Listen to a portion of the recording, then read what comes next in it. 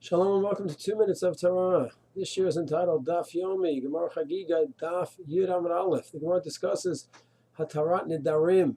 It's the most important topic. Nedarim and Hatarat Nedarim. Midoraita, a person goes ahead and verbally takes upon himself a new mitzvah, chumrah, something above and beyond the law.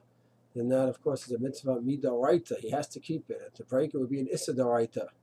There can also be another way he can have a neder. If he does a practice several times, then that, like have a chazaka, he does it 3 times, that could be a neder as well. Or if he has in mind to do a practice for always, even the first time he does it, that already could be now considered a neder. An important part of this process is his daiah, his understanding.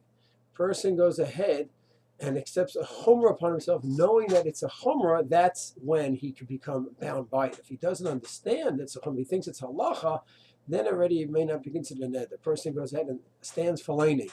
So laning, you don't have to stand, but the Maram and Rabbi had a beautiful concept that when one is listening to Kriyat Torah, it's sort of a replication of Ma'amad Har Sinai, and therefore one should stand for Kriyat Torah. It's certainly not normative halacha, but the Shulchan Aruch does mention such a shita.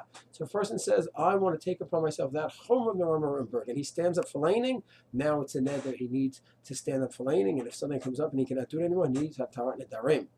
But if he thinks, and that's what people do, you stand up for laning, that's what I have to do. So then that's not a proper Kabbalah, it was a ta'ud. Person puts his talit over his head, wears a hat, for davening. He thinks he has to have atifa. He doesn't realize, no, it's a chumrah. So then, once again, if it's not accepted with the proper understanding, then it's not really a chumrah. It was just a ta'ut, a mistake. Regarding a hat and tefillah, that's a whole other discussion.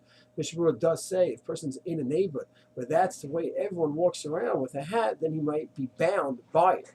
But let's say he's not in such a neighborhood and he thinks, no, a person has to wear a hat, no matter what neighborhood you live in, that's just what you do when you daven. So that would be considered a Kabbalah b'ta'ud. So Nedarim, just to sum up, you have mitzvah d'oraita is you verbally accept something from yourself. And then another kaipat nebudrabanan is where you think, okay, you're going to have a certain nihug, a certain practice, and you're going to do it forever. You do it one time even, you're locked in. If you don't have any formal Kabbalah in your mind, but you go ahead and you do something 3 times already, then that's a Kabbalah as well. But that's all with the premise that it was with proper Havana and it wasn't a ta'ud, a misunderstanding. Shalom.